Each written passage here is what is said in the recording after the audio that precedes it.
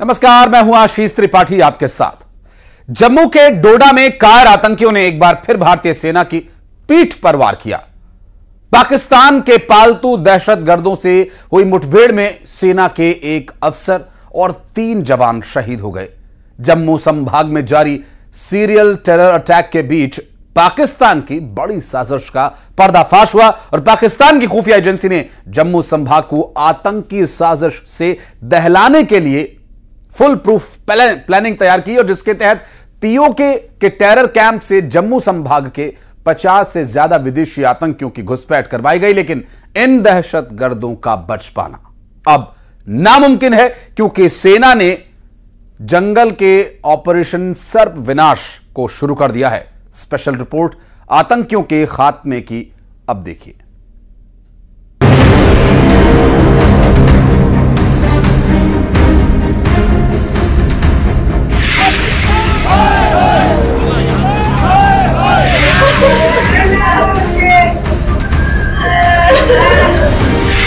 Operation सर्प विनाश। जैश के आतंकी टोला का बचना नामुमकिन। देसा वन में दफनाए जाएंगे 12 दहशतगर्द। जम्मू में 120 आतंकियों का डेथ वारंट रिलीज। टेरर तंबुओं में तबाही का प्लान रेडी।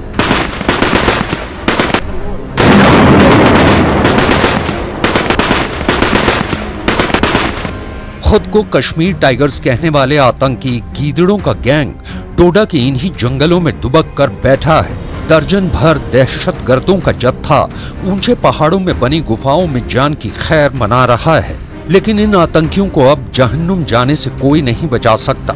ना ही पाकिस्तान की खुफिया एजेंसी ISI, ना ही पाकिस्तान के कब्जे में बैठे आतंकी आका, ना ही पाकिस्तानी सेना के वो जर्नल जिनकी सरपरस्ती में ये दहशतगर्द पाल पोस कर भारत में भेजे गए। जम्मू कश्मीर में खूनी खेल खेलने वाले कायर आतंकियों के समूल नाश का ऑपरेशन शुरू हो गया है। सेना दहशतगर्दों को चुन चुनकर उस स्टाइल में मारने जा रही है जिसकी कल्पना भी आतंकी आकाओं ने नहीं की होगी। आतंक के खिलाफ ऑपरेशन सर्प विनाश शुरू हो चुका है। क्या है ये ऑपरेशन? क्यों टेरर लैंड में इस ऑपरेशन के नाम से भूकंप आ गया है, बताएंगे आपको। लेकिन पहले जानिए पाकिस्तान के पालतू बारूदी गीदड़ों ने भारत के जवानों पर कैसे कायराना हमला किया।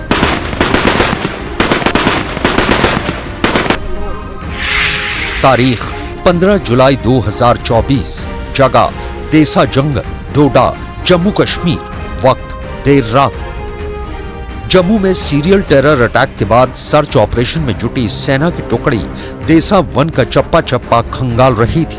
घना जंगल, ऊंची पहाड़ी, रात का वक्त सेना के लिए हर लिहाज से मुश्किलें सामने थी, लेकिन जांबाज जवान अपने सर्च ऑपरेशन में जुटे थे।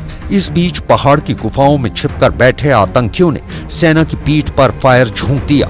जवाबी फायरिंग शुरू हुई तो लंबी खिंचती चली गई, क्योंकि दहशतगर्दों की लोकेशन का सही अंदाजा नहीं लग रहा था।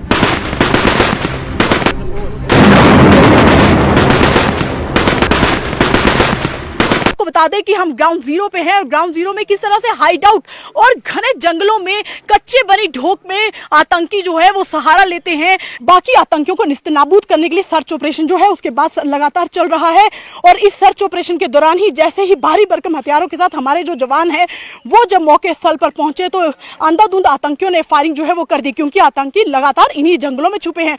वो रास्ता बदल रहे हैं, जगह बदल रहे हैं और रैकी करके जानकर, क्योंकि उनके साथ 2 स्थानीय जो गाइड है वो मौजूद है जिनकी वजह से उनको मदद मिल रही है और वो आए दिन अपना रास्ता बदल रहे हैं, यहाँ से भागने की कोशिश कर रहे हैं। आतंकियों के हक में कच्चा रास्ता और बारिश के चलते मिट्टी का कीचड़ बनना भी जा रहा था।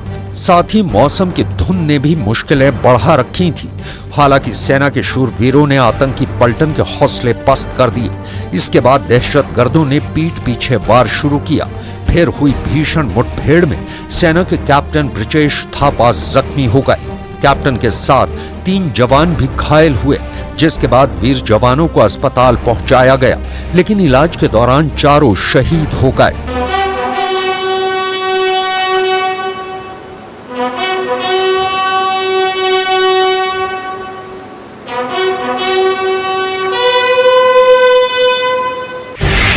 डोडा आतंकी हमले में कैप्टन ब्रजेश थापा के साथ नायक डी राजेश, सिपाही विजेंद्र और सिपाही अजय शहीद हो गए। वीर जवानों की शहादत का बदला लेने के लिए देसा के जंगलों में सेना ने ऑपरेशन को तेज कर दिया है। आतंकियों से जहां मुठभेड़ हुई, वहां आला अफसरों की मौजूदगी तस्दीक कर रही है कि दहशतगर्दों का सफाया किसी भी वक्त मुमकिन है। रियासी हो, कठुआ हो या फिर डोडा का टेरर अटैक, इन तीनों हमले में एक ही पैटर्न देखने को मिला। आतंकवादियों ने गुरीला अटैक किया। हमले को अंजाम देकर दहशतगर्द अचानक से गायब हो जाते हैं। सभी आतंकियों ने वारदात में घने जंगलों का भी फायदा उठाया।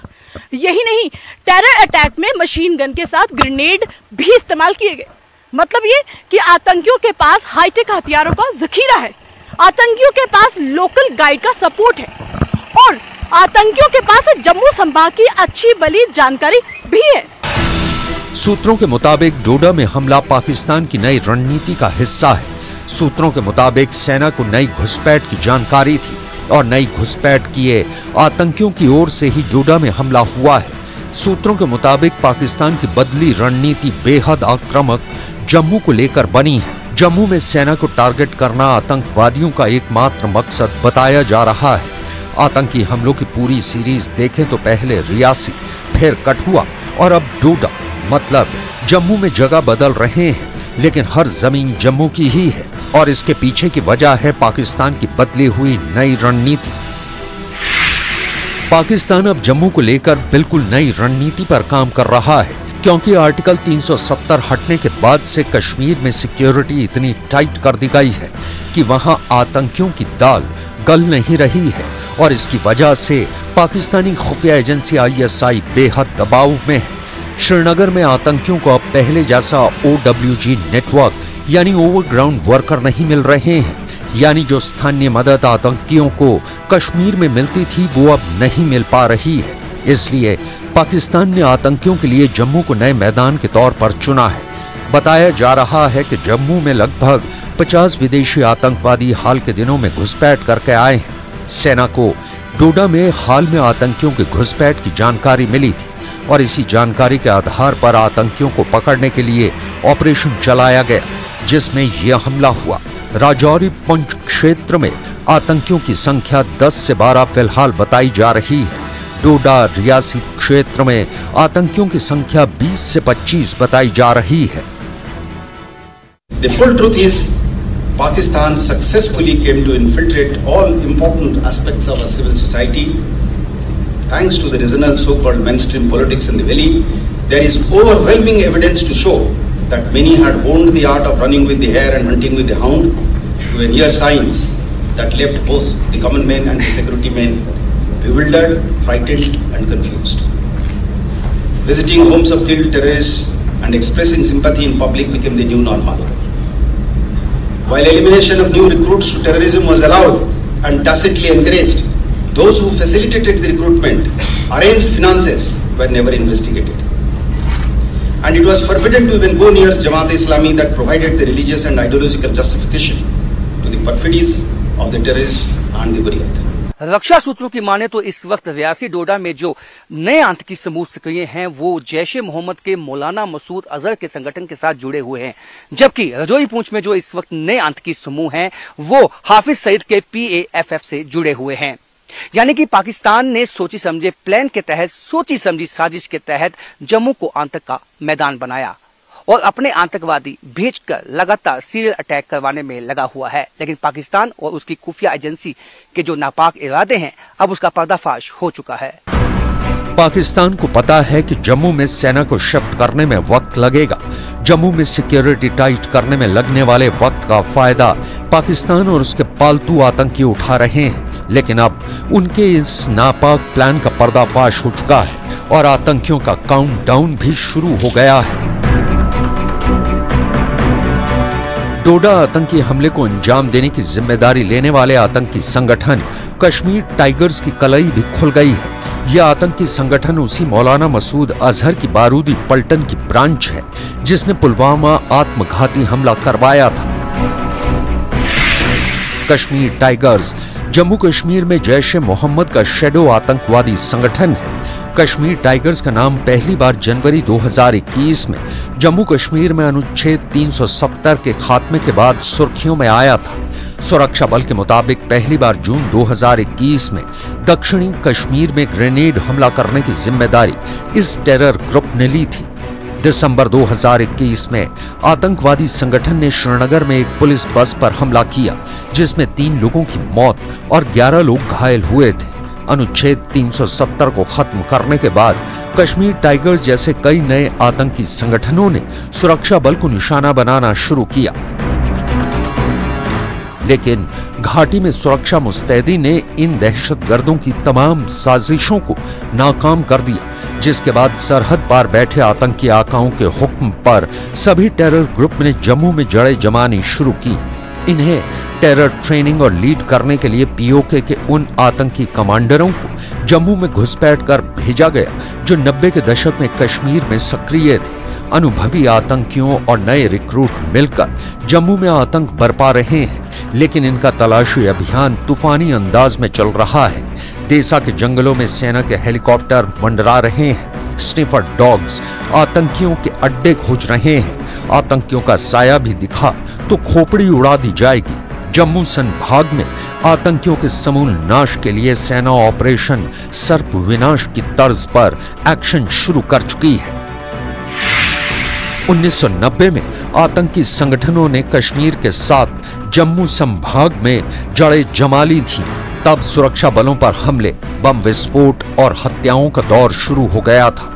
जम्मू में आतंकियों के खात्मे के लिए तब सेना ने ऑपरेशन सर्प विनाश शुरू किया था, जिसके तहत जम्मू संभाग में आतंक के हॉटस्पॉट की पहचान कर वहां सुरक्षा बल की भारी तैनाती की गई। आतंकवादियों से निपटने के लिए विशेष आतंकवादी विरोधी इकाइयां बनाई गई थी। पीर पंजाल रेंज के हिल काका इलाके में एक झटके में सभी आतंकी अड्डे तबाह कर दिए गए थे। तब महज 1 महीने में आतंकियों का नामो निशान मिटा दिया गया था। सेना ने आतंकवादी नेटवर्क की पहचान करने के लिए और उन पर नजर रखने और जवाबी कार्रवाई के लिए इंटेलिजेंस इनपुट को और स्ट्रॉन्ग बनाया है। सुरक्षा बल इलेक्ट्रॉनिक सर्विलांस और तकनीक के इस्तेमाल पर भी जोर दे रहे हैं, क्योंकि जम्मू में घुसपैठ कर आए पाकिस्तानी आतंकी ऐप के जरिए दहशत फैला रहे हैं। इन हाईटेक आतंकियों का काम तमाम इसी तकनीक के जरिए सेना करने जा रही है। आतंकियों का अंत तुरंत करने के मिशन पर सेना जुटी है। दहशतगर्दों के खात्मे के बाद ही देशवासियों का ये गुस्सा शांत होगा। शहीदों के परिजनों का ये दुख भी आतंकियों के अंत के बाद होगा।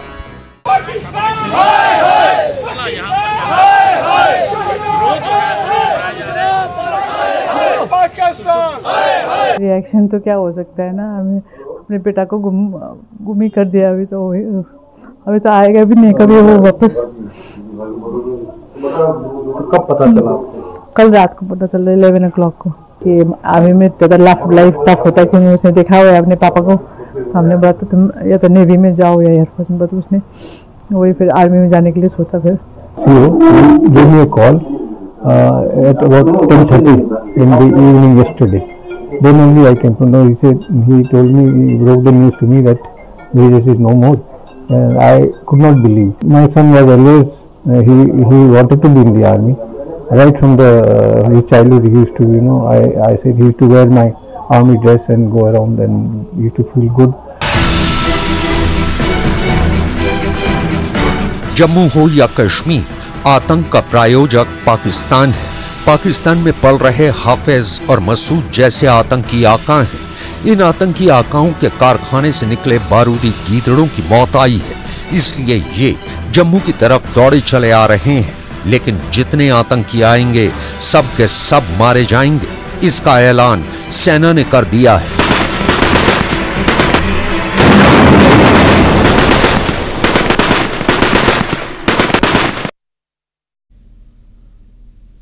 और छत्तीसगढ़ में बच्चे खतरे में हैं। प्रदेश से लगातार बच्चे गायब हो रहे हैं। आखिर ये बच्चे कहां जा रहे हैं? क्या मानव तस्कर गिरोह उन्हें अपना शिकार बना रहे हैं? गुमशुदा बच्चों की तलाश के लिए पुलिस क्या कर रही है, आइए जानते हैं।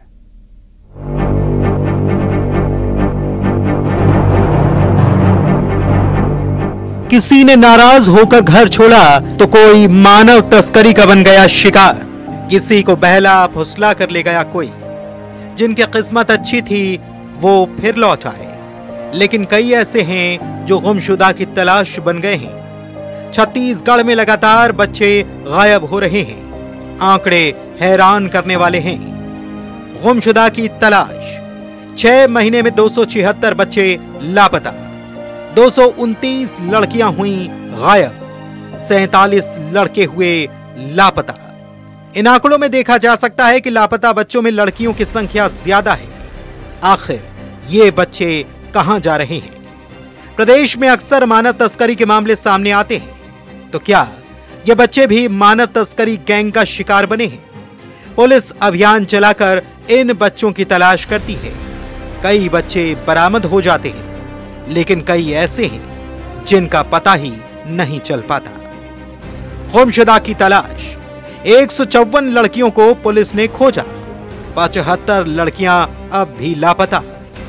40 बच्चों को पुलिस ने तलाशा, 7 बच्चे अब भी लापता। बीते 6 महीने में लापता 276 बच्चों में से 194 बच्चों को पुलिस ने खोज निकाला, लेकिन 82 बच्चे अब भी लापता हैं। पुलिस का कहना है कि बच्चों की गुमशुदगी पर फौरन कार्रवाई की जाती है। पुलिस की टीम उनकी तलाश करती है। जितने भी बच्चों के नाबालिग बालक या बालिका गुम होने की सूचना मिलती है, उसमें त्वरित रूप से कार्रवाई करते हुए प्रथम दृष्टया अपराध पंजीबद्ध करके उसको विवेचना में तुरंत दिया जाता है। इसके अलावा जितने भी बच्चे हैं जो बाहर जाने के संबंध में मिलते हैं जानकारी, उस पर तुरंत टीम उनके लोकेशन निकाल करके और बातचीत करके उनके जो पूछताछ करके कहाँ जाना संभावित है ऐसे स्थानों को पता करके दूसरे राज्य भी तुरंत टीम भेजते हैं। पुलिस की तमाम कोशिशों के बाद भी छत्तीसगढ़ से लगातार बच्चे गायब हो रहे हैं। कई बार ये बच्चे अलग अलग राज्यों से बरामद किए जाते हैं। ये बच्चे कहां गुम हो रहे हैं? पुलिस आखिर मानव तस्करी पर लगाम के लिए क्या कर रही है? युगल तिवारी, न्यूज़ 18, रायपुर। एमपी में अब खुलेआम धर्मांतरण का खेल चल रहा है। लोगों को धर्मांतरण के लिए लालच दिया जा रहा है। भोपाल में तो 3 महिलाएं सड़क पर धर्मांतरण के लिए खुलेआम प्रलोभन देती गिरफ्तार की गई।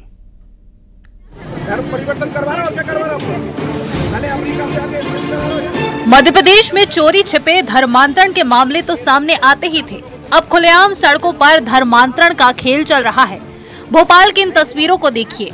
ये महिलाएं लोगों को धर्मांतरण के लिए बहला रही हैं, उन्हें लालच दे रही हैं, धर्मांतरण के लिए पोस्टर तक बांट रही हैं। लोगों को लालच देकर धर्मांतरण कराना अपराध है, लेकिन इन महिलाओं को जरा भी डर नहीं है। ये बेखौफ होकर लोगों को धर्मांतरण के लिए प्रलोभन दे रही हैं, लेकिन धर्मांतरण कराना इन्हें भारी पड़ गया है। पुलिस ने तीनों ही महिलाओं को गिरफ्तार कर लिया है। बताया ये जा रहा है कि इलाके के कुछ लोगों ने पुलिस से धर्मांतरण की शिकायत की थी, जिसके बाद पुलिस ने इन्हें गिरफ्तार किया। इनके खिलाफ धर्मांतरण अधिनियम के तहत मामला दर्ज किया गया है। इन महिलाओं ने पहले किसी का धर्मांतरण कराया है या नहीं, पुलिस इसकी भी पड़ताल कर रही है।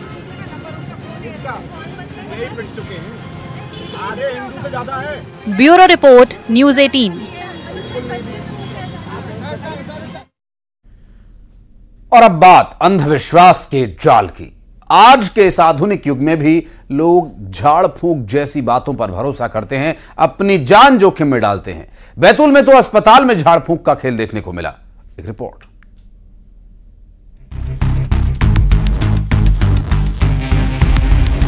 देश डिजिटल हो रहा है, लेकिन जरा इधर देखिए।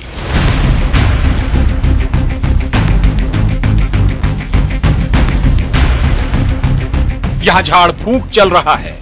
एक महिला को सांप ने काट लिया है, उसे ठीक करने के लिए झाड़ फूंक की मदद ली जा रही है। और हैरानी की बात यह कि झाड़ फूंक का यह खेल अस्पताल में चल रहा है। मामला बैतूल का है। यहां बजरवाड़ा गांव की रहने वाली एक महिला को सांप ने काट लिया था, जिसके बाद महिला को जिला अस्पताल में भर्ती कराया गया। लेकिन इनके परिजनों को इलाज से ज्यादा झाड़ फूंक पर भरोसा था। उन्होंने अस्पताल में ही झाड़ फूंक करने वालों को बुला लिया।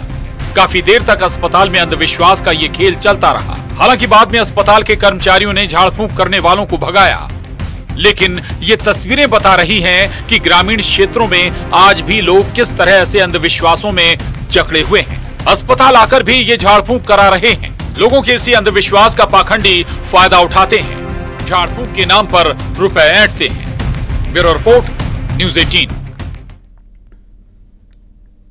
टाइगर स्टेट मध्य प्रदेश में बाघों पर खतरा मंडरा रहा है। कभी शिकार तो कभी हादसों में बाघों की जान जा रही है। सीहोर में 3 बाघ ट्रेन से टकरा गए और हादसे में 1 बाघ की मौत हो गई, जबकि 2 बाघ अभी घायल हैं, जिन्हें इलाज दिया जा रहा है।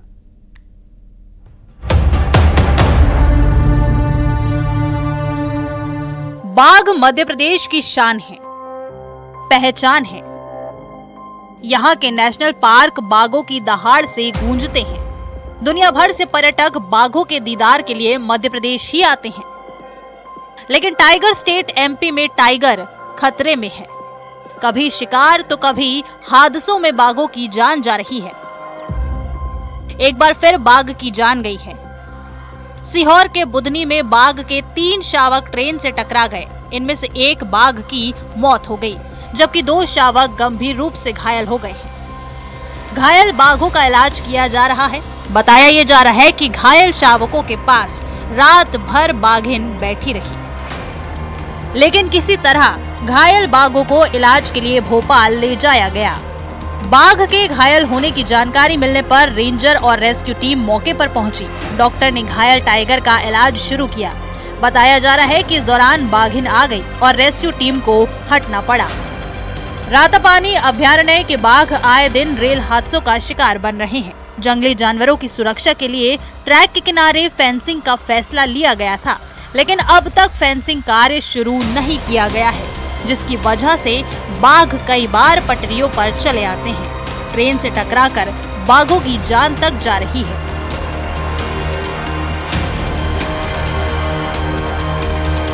सीहोर से न्यूज़ 18 के लिए प्रदीप चौहान के साथ ब्यूरो रिपोर्ट। और एम्स में शुरू होने जा रही है फेशियल ट्रांसप्लांट की सुविधा, जो चेहरे पर किसी हादसे या चोट की वजह से आए निशान को करेगी खत्म।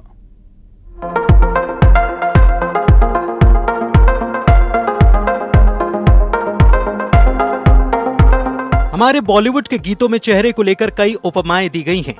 कभी चांद सा चेहरा बताया जाता है, तो कभी गाल गुलाबी और होठ शराबी हो जाते हैं। और हो भी क्यों ना, चेहरा ही तो हर किसी की पहचान है और चेहरा सब कुछ बयां भी कर देता है।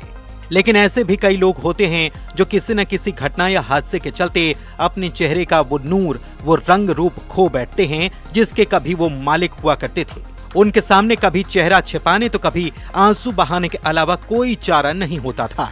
लेकिन अब और नहीं, क्योंकि एम्स में जल्द शुरू होने जा रही है फेशियल ट्रांसप्लांट की फैसिलिटी।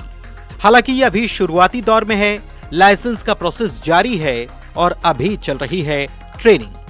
सही जानकारी उतनी जरूरी है जितना कि उसका सही इलाज होना है। और plastic surgery, cosmetic surgery, transplant एक ऐसी ब्रांच है जिसमें कि गलतफहमियां या गलत जानकारी मिलने की संभावना बहुत ज्यादा रहती है, क्योंकि उसमें लोग ये उम्मीद करते हैं कि शायद ये करने से ये हो जाएगा, जो कि बहुत बार ऐसा संभव नहीं होता है। प्लास्टिक सर्जरी के एचओडी डॉक्टर मनीष सिंघल ने बताया कि अभी तक हम सभी प्रकार की प्लास्टिक सर्जरी कर रहे हैं। अब जल्द ही हम फेशियल ट्रांसप्लांट की फील्ड में भी उतरने जा रहे हैं। डॉक्टर्स ने बताया कि इसके लिए जो एक्सपर्टीज हमें चाहिए वो हमारे पास है। इसके साथ ही सारी तकनीक भी हमारे पास है। फ्री सर्जरी एक तरीके से सोसाइटी को देना इस साल का हमारा ये गोल था। दूसरा हमारा था एजुकेशन। तो हमारा ये टारगेट था कि हम मैक्सिमम लोगों को एजुकेट करें अबाउट प्लास्टिक सर्जरी। तो हम लोगों ने पिछले 7 दिन में हमारी टीम ने करीब 550 लोगों को ट्रेन किया। ट्रेन मतलब एक तरीके से पब्लिक लेक्चर दिया, जिसमें से 400 हमने जनरल पब्लिक को और करीब 150 हमने अपने स्टाफ को बताया about plastic surgery procedures, plastic surgery से कैसे हम चेंज करते हैं? देखिए, दो चीज़ें हैं। एक होती है जनरल स्किन टेक्सचर को इम्प्रूव करने की सर्जरी, जिसमें कि मोस्टली डर्मेटोलॉजिस्ट का काम होता है, तो केमिकल पील, लेजर ट्रीटमेंट वगैरह करते हैं। दूसरा होता है झुर्रियों को ठीक करने की सर्जरी, उसको फेसलिफ्ट बोलते हैं, और उसके लिए हमारे पास प्लास्टिक सर्जरी डिपार्टमेंट में पेशेंट्स आते हैं। और मैं कहूँगा कि साल भर में हम देखा जाए तो 10 से 15 केसेस हम लोग पास आ जाते हैं। हालांकि आपको बता दें कि जहां तक कॉस्मेटिक सर्जरी की बात है तो आज भी वो कई लोगों की जेब के बाहर का मामला ही कहा जाता है, लेकिन धीरे धीरे ही सही इसमें भी अब बदलाव दिखाई देने लगा है। और ये केवल सुंदरता बढ़ाने के लिए नहीं बल्कि चिकित्सकीय इलाज में भी शामिल की जाती है। लेकिन ये भी बताएं कि कॉस्मेटिक सर्जरी के लिए भी हर कोई योग्य नहीं होता। इस सर्जरी से पहले मरीज की कई तरह की जांचें होती हैं और इस दौरान पता चलता है कि मरीज सर्जरी के योग्य है या नहीं। Bureau report, news 18, Madhya Pradesh, Chhattisgarh.